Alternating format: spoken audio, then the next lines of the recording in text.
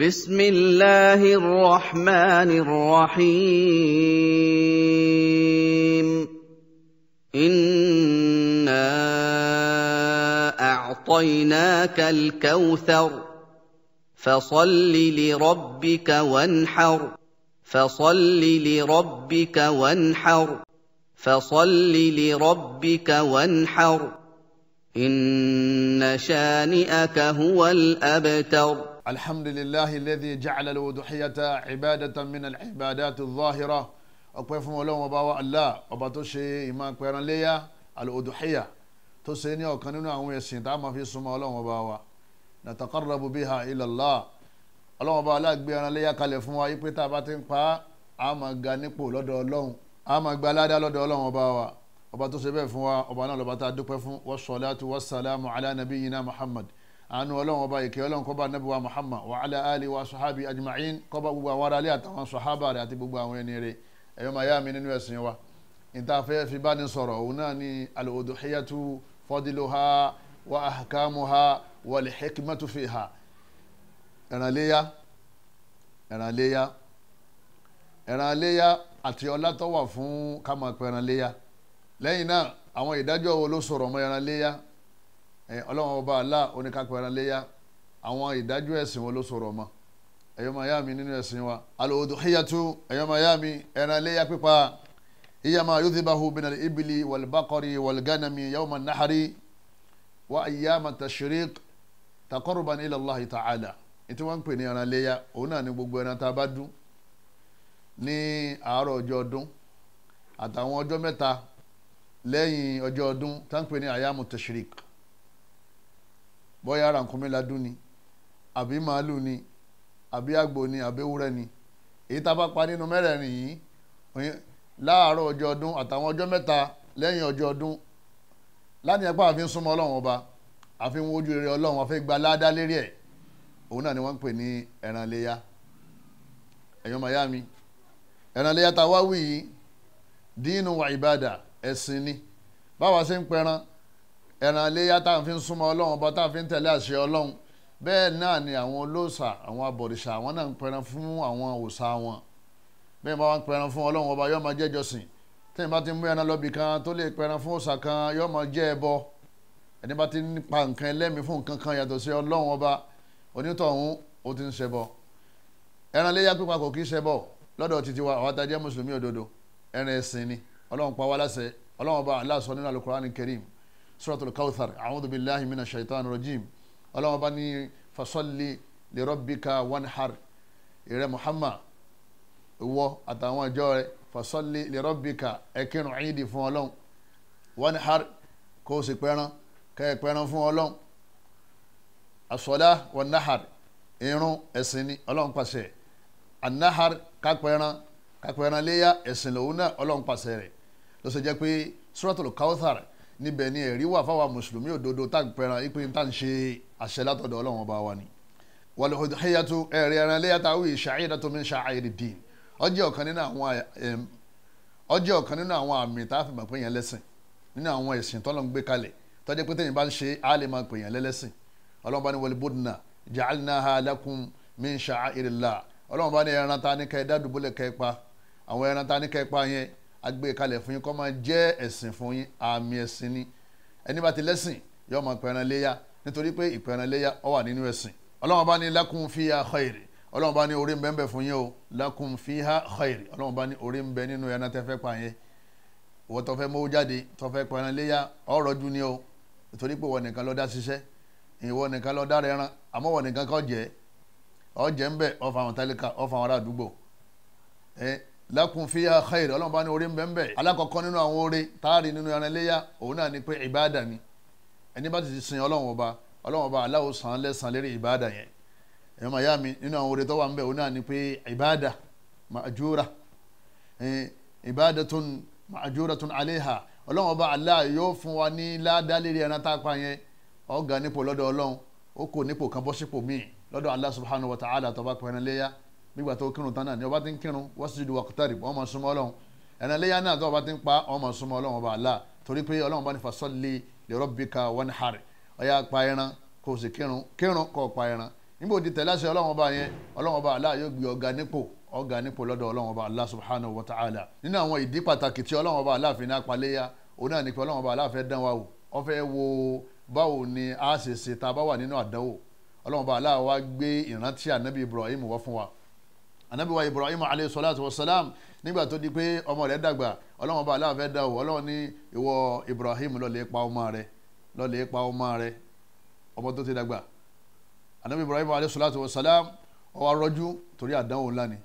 inna hadha la huwa al-bala'ul mubin àdánwò ńlá ni fún anabi Ibrahim ọlọ́run ọba Allah fẹ́ dán wò bóyá yóò fẹ́ràn òun jọmọ lọ bóyá yóò fẹ́ràn òun ju ìfẹ́nú ẹ̀ lọ.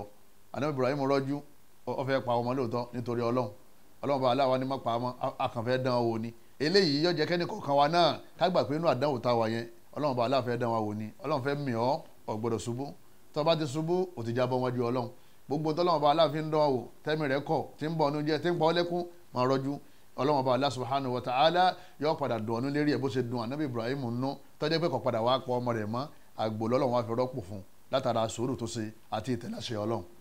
nínú àwọn hikam àwọn ìdí pàtàkì tí ọlọ́run bá aláàfin ní ká máa paléyà òun náà ni pé ọlọ́run bá aláà ó fẹ́ dán wa wò ó fẹ́ wò bá bẹ̀rù ọlọ́run bá ní bẹ̀rù ọlọ́run. ọlọ́run Allah subhanahu wa ta'ala ọlọ́run bá ní la yanala Allaha luhumuha wala dima'uha ọlọ́run bá ní ẹ̀jẹ̀ àtẹran tí ẹ fẹ́ pa yẹn kò ní wá sọ́dọ̀ òun ọlọ́run ọba o kò ní dọ́dọ̀ ọlọ́run ọba lóun ò retí ẹ̀ wala dima'uha ẹ̀jẹ̀ wọn ò retí ẹ̀ walakin yanaluhu taqwa minkum ọlọ́run bá ní ìbẹ̀rù ọlọ́run ọba tẹ́ fẹ́ fi pẹ́ran yẹn lòun retí lọ́dọ̀ yín ẹnì kọ̀ọ̀kan wa ẹjẹ́ abẹ̀rù ọlọ́run ọba wa suratul hajj aya 36 lọ́lọ́run ti sọ pé ìbẹ̀rù ọlọ́run ọba tó fẹ́ fi pẹ́ran ìtumọ̀ ẹni pé bọ́ọ̀ bá bẹ̀rù ọlọ́run ò lè mú jáde tọ́ba tó bá pẹ́ran tán tọ́ba bẹ̀rù ọlọ́run ọba ò lè ha fáwọn èèyàn lẹ́yìn náà ọlọ́run ní kọ́ pẹ́ran tún pẹ́ran ó bẹ̀rù ọlọ́run ọba ìbẹ̀rù ọlọ́run ọba yẹn gangan lọ́lọ́run fẹ́ lò lẹ́yìn náà ó tún wá pẹ́ran yẹn tán ó tún wá fi ṣẹ́ lọ́hùn ẹ̀rù ń bọ̀ bó ṣe ń pẹran yẹn ń bọ̀ pẹran tán ẹ̀rù ń bọ̀ látara ìdí pàtàkì tọ́lọ́run fi ní kó máa pẹran látara bẹ́ẹ̀ ìbẹ̀rù ọlọ́run ọba yẹn lọ́lọ́run fẹ́ lò látara ìnáwó tá a ṣe àti ìbẹ̀rù ọlọ́run ọba tó wá láti ẹ̀mí wa nípa àṣẹ ọlọ́run ọba wa. ẹ̀yọ́ máa yá mi nínú àwọn ìdí pàtàkì tán fi ní ká máa pẹran léyà òun náà ni at-tawsa'a 'ala al-ahli wal-aqaribi wal-fuqara wal-masakin ká dunnú níjọ́ ọdún ká gbà pé ẹ̀sìn wa ẹ̀sùn dunnú ni bàbá ń sọdún àwẹ̀ a máa ha oúnjẹ tá à ń pè ní jákà tá a bá ń sọdún léyà a máa hẹran gbogbo ọdún tiwa dáadáa ló bá dé nítorí pé ẹ̀sìn látọ̀dọ̀ Ọlọ́run ọba ni ó yàtọ̀ sí ọdún míì tó jẹ́ pé wọ́n máa ṣe pẹ̀lú ìbànújẹ́ wọ́n máa ṣe pẹ̀lú ìjáyà wọ́n máa ṣe pẹ̀lú pé ká máa gbẹ̀mí àwọn èèyàn. nínú àwọn ìdí pàtàkì tí Ọlọ́run ọba Allah subhanahu wa ta'ala tó fi ní ká pẹran léyà òun náà ni pé ká lè mọ̀ pé ẹran Allah nìkan ló lè gbẹran lọ́wọ́ yàn fasalli li rabbika wanhar qul inna salati wa nusuki wa mahyaya wa mamati lillahi rabbil alamin la sharika la ọlọ́run bá ní irun sọ pé irun tó máa kí wa nusuki àti ẹran tó máa pa ọlọ́run ní la sharika la ọ gbọ́dọ̀ fẹ́ lómi nírun ó ti gbọ́dọ̀ fún ẹlòmíì ní ẹran ọlọ́run nìkan ló bá tó lè gba ẹran lọ́wọ́ wa àdánwò jọ́ bẹ́ẹ̀ ní kọ̀ọ̀kan wa tí wọ́n fi ní ká máa mẹ́ran wá bọ́yá àárẹ̀ ní í ṣe wá ní owó là ń wá ní àdánwò kan lọ́ba wa ní kọ́lọ́mọdé ní kọ̀ọ̀kan mọ̀rú ẹ̀ ọlágbára ọlọ́run ọba aláàtà pẹran fún náà ní kọ́lọ́njà lè máa pẹran fún ọlọ́mọdé àmẹ́ran lòdì òsà mọ́dé àmú ẹran láti lọ́ọ́ lè fi bọ́ èṣù ọlágbára ọlọ́run ọba wa. hukmuha kí wàá ní ìdájọ́ ẹran yìí sunnatu muakkada àwọn afá panupọ̀ lérí pé sunna anabi tó kan pani anabi yóò ṣe ọdún kan kọ́ mọ́ pẹran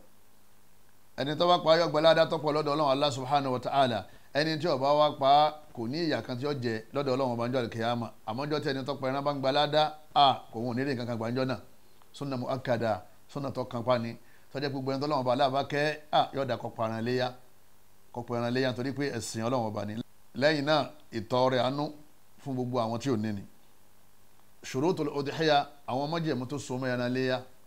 alákọ̀ọ́kọ́ an takuna al-udhiyatu min al-an'am iléyà tó pa ẹran tó pa kó jẹ́ nínú àwọn ẹran tí wọ́n ní ká máa pa kal-ibil gẹ́gẹ́ bí rankumi wal-bakar àti màálù wal-kabsh àgbò wal-sha àbẹ́wúrẹ́ ẹ̀yọ́ máa yá mi nínú ẹ̀sìn wa eléyìí òun náà ni àwọn ẹran tá a máa fi ń pa iléyà kò gbọdọ̀ jẹ́ ọ̀kan nínú àwọn ẹran míì tá a dárúkọ bí kò mú ọ̀yà lápèjúwe àbí ehoro àbí adìẹ eléyìí ò wọlé ya rankumi màálù àgbò ewúrẹ́ sínú ha àwọn ọdún táwọn ẹran yìí ó dà ká tó lè máa pa ẹ̀rí rankumi yóò ti pé ọmọ ọdún 5 ẹ̀rí màálù ń tiẹ̀ òun ti pé ọmọ ọdún 2 ẹ̀rí àgbò òun ti pọ̀ ọmọ ọdún kan ewúrẹ́ òun ti kọjá oṣù mẹ́fà yóò ti pé ọmọ oṣù mẹ́fà sókè eléyìí ni àwọn ọdún tí àwọn ẹran yìí gbọ́dọ̀ dà ká tó pa wọ́n kì í ṣe bọ́ kankan fẹ́ràn tó bá wọ jáde ó sì máa pẹ́ran lọ nínú àwọn òfin òun náà ni pé ṣẹwárí àgbò àti ewúrẹ́ erí kọ̀ọ̀kan ní máa ń pa ẹnìkan ní ó dá àgbò pa ẹnìkan ní ó dá ewúrẹ́ pa àmọ́ màálù àti ràkúnmí àwọn sàhábà wọn ní lásìkò anábùwà Muhammad sallallahu alayhi wa sallam àwọn méje àwọn máa ń dìpọ̀ láti pa ràkúnmí kan àbí láti pa màálù kan a jẹ́ pé ràkúnmí àti màálù èèyàn méje wọ́n lè pa wọ́pọ̀ pa ràkúnmí àti màálù àbí èèyàn mẹ́fà àbí èèyàn márùn àbí èèyàn mẹ́rin àbí èèyàn mẹ́ta àbí èèyàn méjì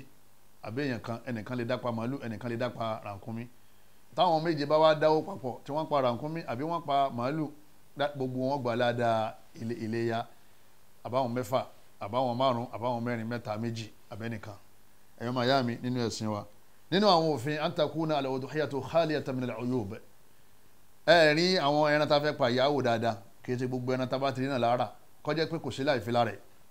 anabi wa Muhammad sallallahu alaihi wa sallam anabi ní arba'um la tujzi'u fil ada'i anabi ní àwọn ẹran mẹ́rin kan bẹ́ wọn wọlé yá o al-awra'u al-bayyinu awaruha ẹ̀nà tó jẹ́ pé ojú ẹ̀ ti dà gbogbo ojú ẹ̀ ti funfun black tó wà ń bẹ̀ yẹn ó ti parẹ́ gbogbo ẹ̀ wá jẹ́ funfun irú ẹran yẹn nẹ́pẹ́ ní al-awra agbọ̀dọ̀ fi paléyà lẹ́yìn al-maridatu al-bayyinu maraduha gbogbo ẹran tó jẹ́ pé ó ti rẹ̀ ọkàn jòkó sójú kan ní yàgbẹ́ ní tọ̀ síbẹ̀ gbogbo ẹran mọ̀ pé ọ̀rẹ́ ẹran yìí irú ẹran tó bá ti rẹ̀ tó jẹ́ ẹran aláàárẹ̀ agbọ̀dọ̀ fi paléyà lẹ́yìn náà wal arja'u al-bayyinu dhali'uha ẹran tó jẹ́ pé ó ti di arọ bóyá ẹsẹ̀ rẹ̀ kan ti gé ó ti di amúkùn táwọn yòókù rẹ̀ bá ń lọ kò lè tẹ̀lé wọn lọ òun máa yọ ọ́ bọ̀ lẹ́yìn ni gbogbo àwọn ẹran tó jẹ́ pé ó ti di amúkùn yìí àgbọ̀dọ̀ sí kíni àgbọ̀dọ̀ fi pa iléyá lẹ́yìn náà wal kasiratu allati la tunqi lẹ́yìn náà àwọn ẹran tó jẹ́ pé ó ti rù ẹ́hẹ́ tó jẹ́ pé la tunqi ìtumọ̀ ẹni pé tí a bá ti padà pa tán tá a bá ní ká máa fọ́ eegun rẹ̀ à ní rí mùdùnmùdù nínú eegun yẹn torí pé ó ti rù ẹ́hẹ́ gbogbo eegun ara ẹ̀ ló ti yọ yìí irú àwọn ẹran báyìí a lè fi pa iléyá májèmọ́ lẹ́ẹ̀kẹta an takuna al-udhiyatu fil waqti al-muhaddadi lah àsìkò tí wọ́n ní ká pa ní ká pa bọ́ ọ bá pa ká tó kírun ìdí òní ládá tó o bá pa lẹ́yìn ìjọ kẹrin ọdún òní ládá àwọn àsìkò tí wọ́n ní ká pẹran léyà àsìkò tá a pẹran léyà náà ni àsìkò tí wọ́n bá ti kí ìdí tán tí wọ́n bá ti kí ìdí tán kálukú ọmọ pẹran rẹ̀ àwọn àpẹran náà níjọ́ ọdún àpẹran náà níjọ́ ọdún lẹ́yìn náà a tún pa níjọ́ mẹ́ta lẹ́yìn ìjọ́ ọdún ìjọ́ mẹ́ta lẹ́yìn ìjọ́ ọdún yẹn ni wọ́n ń pè ní àyàmù tashrik àwọn ọjọ́ tó dé pé a máa ń dunnú a máa ń pẹran bẹ̀ ìjọ́ ọdún tí ló fi sún ẹ pẹran ẹ tún pa níjọ́ kejì ẹ pẹran níjọ́ kẹta ẹ pẹran níjọ́ kẹrin tí òòrùn níjọ́ kẹrin bá ti wọ̀ a lè pẹran mọ́ a jẹ́ pé níjọ́ mẹ́rin là á fi pẹran léyà bọ́ọ̀ bá lè pa níjọ́ ọdún ó pa níjọ́ kejì àbíjọ́ kẹta àbíjọ́ kẹrin tí òòrùn níjọ́ kẹrin bá ti wọ̀ iléyá ti tán ẹni bá paran lẹ́yìn ìgbà yẹn ó pẹran jẹ ni ẹ̀yọ́ máa yá mi nínú ẹ̀sìn wa taqsimul udhiya bó láti wá pín àwọn ẹran yìí al-aklu minha ó jẹ́ ń bẹ̀ lẹ́yìn náà an tatasaddaqa minha ó fún àwọn ẹlòmíín náà jẹ ọlọ́wọ́n bá aláàlọ́ pàṣẹ náà al-Qur'an ọlọ́wọ́n bá aláàlọ́ ní fa idha wajabat junubuha ọlọ́wọ́n bá ní tẹ́ bá ti pẹran náà tán wa at'imul qani'a wal mu'tar gbogbo àwọn tẹ́ mọ̀ pé wọn ò ní àwọn náà pẹran kò sówó lọ́wọ́ wọn al-qani'a kò ní wá béèrè ọlọ́wọ́n bá ní ẹ̀fẹ̀ràn ránṣẹ́ sí wal mu'tar ẹni tí ó béèrè ọlọ́wọ́n bá ní ẹ̀fọ́ òun náà lẹ́ran suratul hajj aya 36 ni ọlọ́wọ́n bá aláàtí ń sàlàyé ọlọ́wọ́n tó sọ nínú aya mi nínú suratul hajj aya 28 ọlọ́wọ́n bá ní fakulu minha ọlọ́wọ́n bá ní ẹjẹ́ ń bẹ́ o ẹran jíjẹ ní o fakulu minha ẹjẹ́ ń bẹ́ wa at'imu li ba'isal faqir gbogbo àwọn tí ò ní tẹ́jẹ́ tálíkà tó jẹ́ pé àwọn ọlọ́wọ́n là fún ọ nígbà láàyè kan pẹ̀ràn ọlọ́wọ́n bá ní ẹ̀fọ́ àwọn náà jẹ́ ń bẹ́ al-mudahi yudahi bi nafsihi li'anna al-udhiyata ibada ṣe rí ẹni tí ọ̀rọ̀ ẹran léyà òun náà lọ́lẹ́tọ̀ láti pẹ̀ràn rẹ̀ ọkùnrin lè pẹ̀ràn obìnrin lè pẹ̀ràn torí pé as-salah kálukú ń dàrún kí as-salah ọlọ́run ní fasalli ẹ̀kírun wanhar fasalli li rabbika wanhar ẹ̀kírun ká ẹ̀pẹ̀ràn kákírun ká pẹ̀ràn ẹ̀sìn ní méjèèjì ẹni tí wọ́n ṣèrún lọ́rùn àyàn lélẹ́rí òun ní ó kírun fún rẹ̀ òun ní bá kí lẹ́yìn náà ẹni tó fẹ́ fẹ́ràn súnmọ́ lọ́wọ́ bá òun ní ó pẹ̀ràn fún rẹ̀ kò ní ìdíkan bá pa tí ó bá wá láyà rẹ̀ àbẹ̀rù ń bá yóò wá dúró lẹ́gbẹ̀ẹ́ ẹran nígbà wọn pa wọn wà bá pàǹgbà náà àmọ́ tó bá láyà rẹ̀ tó lè pẹ̀ràn fún rẹ̀ ẹni tó ní ẹran léyà gan ló yẹ kó pa nǹkan fún rẹ̀ torí òun ní fi ń súnmọ́ ọlọ́run ọba tó bá ti gbé ọ̀bẹ lé lọ́rùn bisimilah allahu akbar pẹ̀lú orúkọ ọlọ́run ẹ̀rí pẹ̀lú orúkọ ọlọ́run nítorí yẹn fi yàtọ̀ sí àwọn ẹran míì tí wọ́n máa ń pa fóòsà nìyẹn o eléyìí ní bisimilah pẹ̀lú orúkọ ọlọ́run allah ọba tó dá gbogbo ayé allahu akbar ọba yìí ló tóbi ju abadu tó bá ti dùn tán o ti parí ìjọsìn nìyẹn tó bá ti dùn tán o ti súnmọ́ ọlọ́run ọba pẹ̀lú ẹran tó dùn yẹ bẹ́ẹ̀ ọba wa láyà rẹ̀ o lè gbé fáwọn èèyàn kábàá yẹn dùn kí ẹ ti bá àwọn àfa àlámà wákàkì àfa àtà béèrè láti last year àfa àtà àmọ́ tí ń jẹ tá àmọ́ tí mu àfa tó dé pé àṣẹ mọ̀ pé ń bẹ́ ń lù ó dìgbà tá a bá fẹ́ pẹ ẹran tá a fẹ́ pa màálù ká tó rántí ìmáàmù àti stars ìgbà ẹ bá wa pe stars wa ẹ bá pe ìmáàmù wa ẹ pa fáwọn ẹni kọ́ mọ̀ bọ̀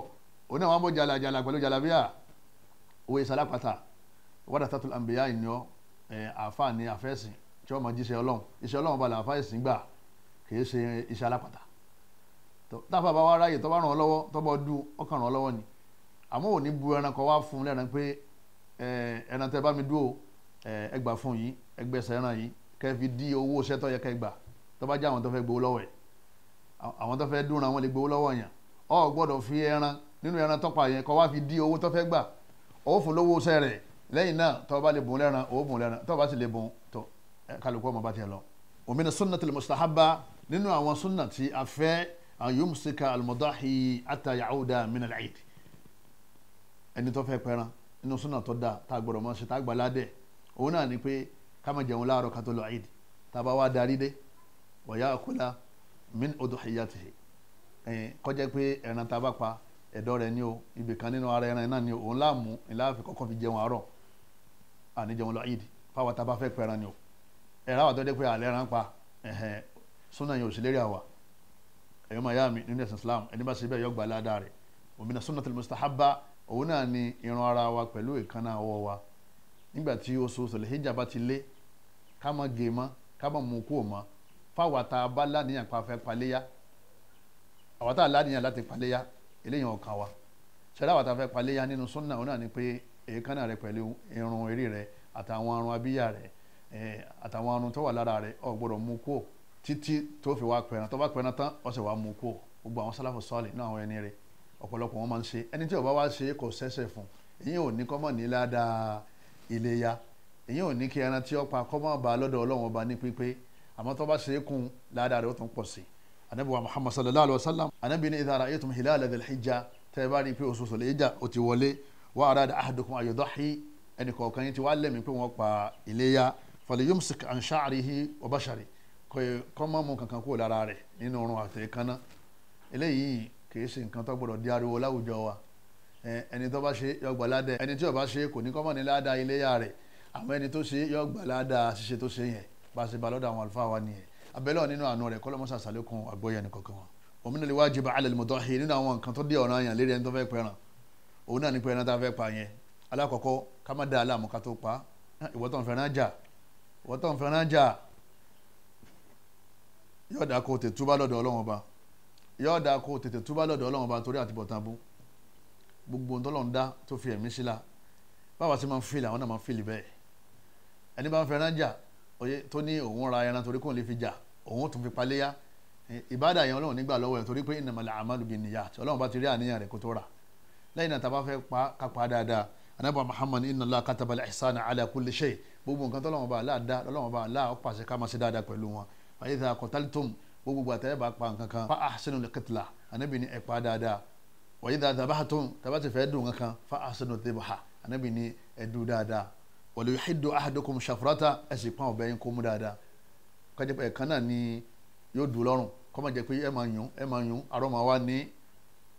wala yuri dhabihata ẹ sì fi lára balẹ̀ kẹ́tó pa àdìgbà tẹ́ bá pa tán ẹ fi lára balẹ̀ ẹ máa yá mi wa minal munkarat wal bid'ah nínú àwọn nǹkan táwọn èèyàn máa ń ṣe tó jẹ́ pé kò dáa lásìkò léyà alákọ̀ọ́kọ́ náà ní ká máa rẹran láníyàn pé afẹ́fẹ́ ṣe fáàrí ládùúgbò ipe ẹ lè wẹran lé wọn ọ̀kan mo fẹ́ ra yìí tí ó tóbi jù ládùúgbò yìí kó jẹ́ pé ẹ wá wẹran mi torí ẹ̀ lè ń ṣe kó lọ́jà gbogbo tẹ́ ẹ bá ṣe tó bá jẹ́ torí kárí ni Ọlọ́run yìí gbà lọ́wọ́ yẹn o ká lè jìnnà sí ẹ̀nà tàbá lágbára ńlá kára ńláńlá pẹ̀lú àníyàn tó dáa tàbá ní agbára ńlá kára níwọ̀n bá tipa bá ká pẹ̀lú àníyàn tó dáa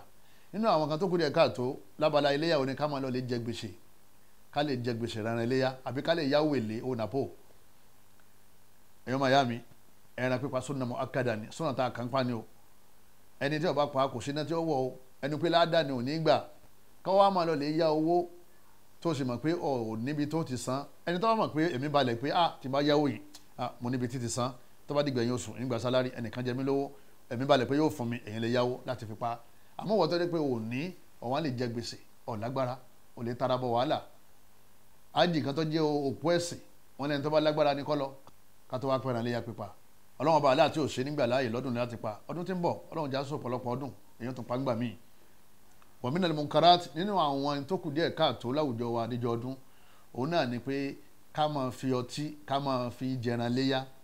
àbí ká máa fẹ́ràn léyà mutí ká lè jìnnà sí gbogbo àtà mutí ká bẹ̀rù Allah subhanahu wa ta'ala ká bẹ̀rù àtibọ̀tán ká sì bẹ̀rù àárẹ̀ lọ́jọ́ pípẹ́ ìjọ ọdún ìjọ tá à ń dúpẹ́ fọlọ́wọ́n ọba ìwọ́n tó wá ń ṣe lọ́wọ́n ọba ń jọ náà ọ mọ̀ pé ọdún gangan fún rẹ̀ bá a ṣe ń sìn yẹn ọjọ́ ọpẹ́ ni bọ́lọ̀ ní kẹ́mi wọ́n tún di ẹ̀mí àwọn míì tá a jọ sọdún lọ́dún tó lọ tí mi sì dájú wá lọ́dọ̀ ọlọ́wọ́n ọba àwọn ti di èrò lẹ́lẹ̀ wọ́n ti dòkú lẹ́nu ẹ dákun torí tọ́lọ́wọ́n ọba wa ẹ já jìnnà sí ọlọ́wọ́n bá ní innamal khamru wal maisir wal ansab wal azlamu rijsun min amali shaitan ọlọ́wọ́n bá ní ọtí mímu ṣẹ́kẹ́ṣẹkẹ̀ èṣù ní ẹni bá ti mutí ó ti lùgbàdì èṣù ti wọnú ayé ẹ̀ ọlọ́wọ́n bá ní fajitanibuhu ẹ jìnnà sọ́tì ẹ má mutí la'allakum tuflihun kẹ́ lè jèrè àláfíà kẹ́ lè jèrè wàhálà tẹ́ ń ṣe kẹ́ lè jèrè láyé kẹ́ lè jèrè lọ́run ká tó wá pé ìjọ tá à ń dúpẹ́ òtún wa mutí gbogbo àwọn tó ń ṣe bẹ́ẹ̀ ẹ lè dá wọn lọ́wọ́ kọ́ ẹ bá wọn sọ̀rọ̀ ẹ sì má lọ sí ìjòkó wọn ibi wọn bá ti mutí tán ti ń fọtí sọdún nínú àwọn ọmọ karat tó gbajúmọ̀ òun náà ni pé kẹ́nìkan wá pè yín pé ẹ já pàdé ní gbàgede kan àbí lérí fèdì kan àbí nínú họ́ọ̀lù kan a fẹ́ kọrin ọdún obìnrin kọrin ọkùnrin kọrin obìnrin àtọkùnrin ń jó wọn wá ní ẹsẹ̀ ń jẹ wá pẹ̀lú ẹran ọdún òun náà wá lọ ọkọ àwọn ọmọ lọ́wọ́ níjọ́ ẹ̀sìn ẹ̀ lè sẹ́lọ̀ obìnrin ọmọ kọrin láàrin àwọn èrò eléyìí minal munkarat ó wà nínú àwọn kan tẹ̀sìn wọ̀ faramọ́ ọlọ́wọ́n bá àlá kọ́ sànù wa o mọ̀ ṣe wá ní aláìmoore gbogbo ẹni tọ́lọ́wọ́n bá àlá bá ní kọ́dún ọba láyé ọ̀rọ̀ ẹ̀ràn pa àláfíà tó la ọ̀rọ̀ ọmọ oríyàwó kò sí wàhálà kò sí lẹ́wọ̀n kò sí bí wọ́n ti ń wo wèrè ọ̀wá ń jó òun lùlù ọlọ́run fi ń dúpẹ́ fọlọ́wọ́n ọba òun mutí oníwọ̀ fi ń sọdún ẹ̀ṣẹ̀ ní kọ́lọ́mọ́sà sọ ní kọ̀ọ̀kan wa ń bẹ̀. ẹ̀yọ́ máa yá mi nínú ẹ̀sìn wa níparí òun náà ní pé kẹ́ni kọ̀ọ̀kan wa ká má gbàgbé àwẹ̀ ọjọ́ àràfá ìyẹn tọdún bá kọlá àwẹ̀ ọjọ́ àràfá wọn bí ànábì wa Muhammad sallallahu alaihi wasallam wípé àwẹ̀ ọjọ́ àràfá kí ni ọlọ́run bá Allah máa ń fún yàn téèyàn bá gbà kí ni ládàá tó wà ń bẹ̀ ànábì ní yukaffiru sanata allati qabla wallati ba'da